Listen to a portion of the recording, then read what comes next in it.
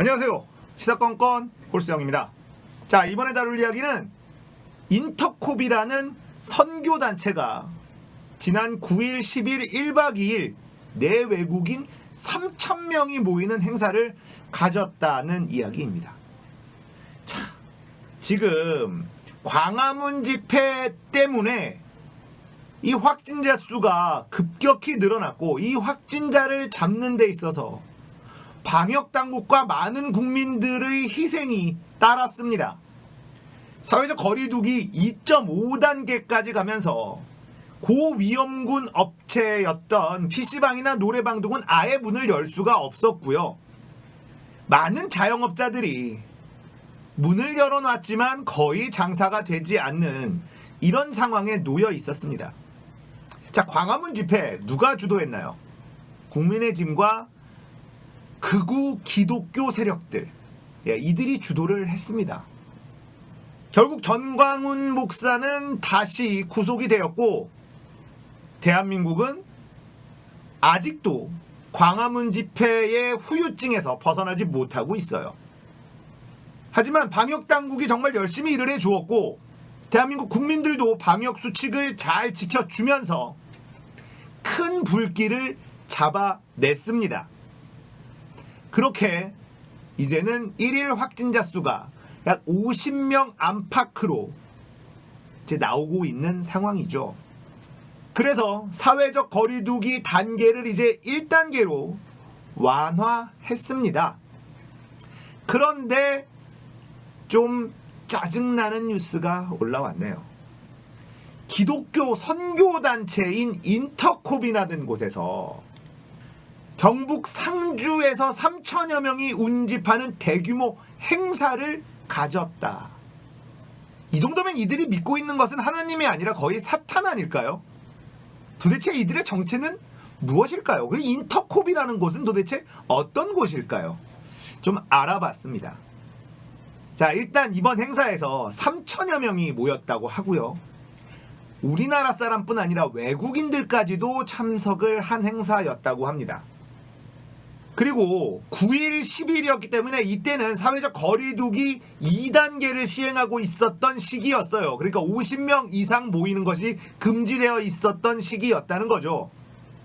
자, 언론에 보도된 기사 내용을 보면 참석자 대부분은 강연 도중에 마스크는 착용하고 있었다. 그나마 다행이네요. 하지만 20명, 30명씩 짜구리로 잠을 자고 도시락으로 식사를 해결한 것으로 알려졌다. 자, 이게 문제죠. 자, 거기다가 이 행사에서 주로 나왔던 강의 내용들, 이야기가 어떤 내용이었냐면, 빌 게이츠를 비롯한 세계의 갑부들이 의도적으로 이 바이러스를 퍼뜨려서 불필요한 사람들을 제거하려고 한다. 이런 음모론적 설교가 이루어졌다고 합니다. 거기다가 주최 측에서는 참석자들의 모든 휴대폰을 압수하고 사진도 못 찍게 했다고 합니다. 자, 그래서 인터콥이라는 곳이 도대체 어떤 곳인가 살펴봤는데요. 문제가 많은 곳입니다. 일단 여러분들 땅밟기라고 들어보셨나요? 땅밟기. 이 인터콥에 관련된 사건 사고가 많은데요. 그 중에 살펴보니까 대표적인 게 인도 마하보디 사원 찬송가 사건이 있습니다. 2014년 7월에 인도 부다가야의 마하보디 사원에서 한국인 젊은이 3명이 한국어로 찬송가를 부르다가 마침 사원에서 수행 중이었던 한국인 비구니에게 들켜 쫓겨난 일. 자, 이 사람들이 바로 인터콥 인솔아래 인도 단기 선교 중이었다고요. 자, 이런 거를 땅밟기라고 한다고 합니다. 불교 사원, 이슬람 사원에서 찬송가를 불러 제끼는 이런 행동들을 하는 집단이라는 겁니다. 또 보니까 이 인터콥의 채바울 대표라는 사람이 있는데요. 이 사람이 주장하는 것이 프리메이슨, 여러분들 아십니까? 프리메이슨. 이 프리메이슨 음모론을 그대로 가지고 와서 사람들에게 전파하는 그런 사람이라고 해요. 그래서 예장 합동총회에서는 이 인터콥을 이단성이 있다, 이단이다 이렇게 얘기를 하고 있다고 하는데, 이유가 극단적인 세대주의적 종말론 이야기를 하고 있고요. 철저한 이원론적 이분법을 얘기하고 있다. 김기동의 마기론에 대한 근간도 여전히 유지하고 있다. 뭐 이렇게 얘기를 하고 있습니다. 자, 그리고 최바울 대표라는 사람은요, 하나님의 나라라는 책을 냈어요. 이 하나님의 나라라는 책의 내용은 뭐냐면 프리메이슨의 음모론을 그대로 수용했고 인간 타락과 종말론에 이르기까지 많은 위험한 요소들을 전개한 책이다. 이렇게 소개하고 있습니다. 극단적인 세대주의적 종말론을 이야기하는 사람이고 그냥 위험한 집단인 거죠. 반사회적인 집단이라고 볼 수 있습니다. 자, 그리고 이 최바울이라는 사람은 이 부의 이동, 결국은 돈 얘기도 나오는데요. 이 최바울이 주장하는 부의 이동은 신자들로 하여금 무분별하게 자신의 재산을 선교에만 헌신케 할 위험성을 갖고 있다. 역시 돈이 또 연루가 되죠. 최바울은 성경을 여러 군데서 자신의 입장에 맞도록 자의적으로 주해했다. 자의적으로 그냥 해석을 하고 자신의 논지의 근거로 삼고 있습니다. 최바울의 저서에는 정통 교회와 신학자들이 수용할 수 없는 많은 요소들이 포함되어 있다. 자, 하나님의 이름을 팔고 다니는 사탄을 숭배하는 짓과 다름없는 그런 행동을 하는 사람들이 너무 많아요.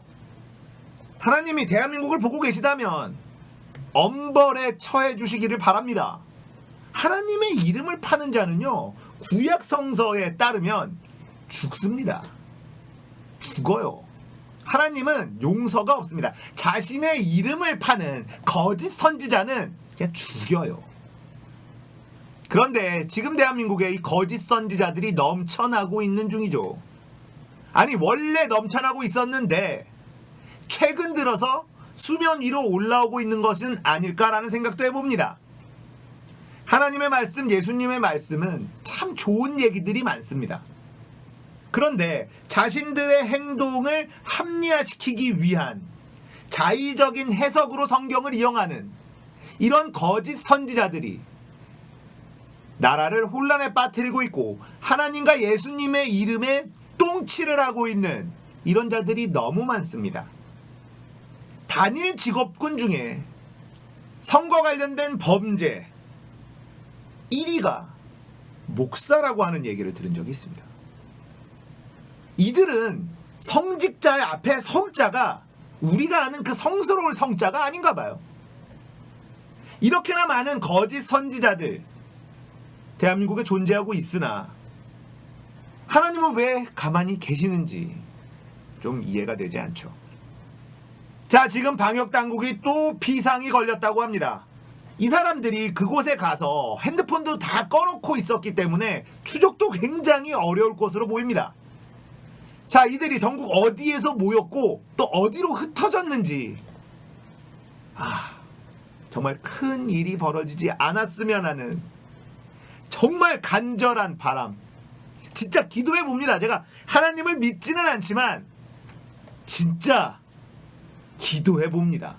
제발 집단 감염이 이루어지지 않았길 간절히 기도해 보겠습니다. 자, 하나님의 이름을 팔고 다니는, 하나님을 내세우면서 하나님과 예수님의 이름과 얼굴에 먹칠을 하고 다니는 사람들 이야기 해봤습니다. 우리 생각을 하면서 삽시다. 오늘 이야기 여기까지예요. 공감되셨다면 구독, 좋아요, 알림 설정 부탁드립니다. 감사합니다.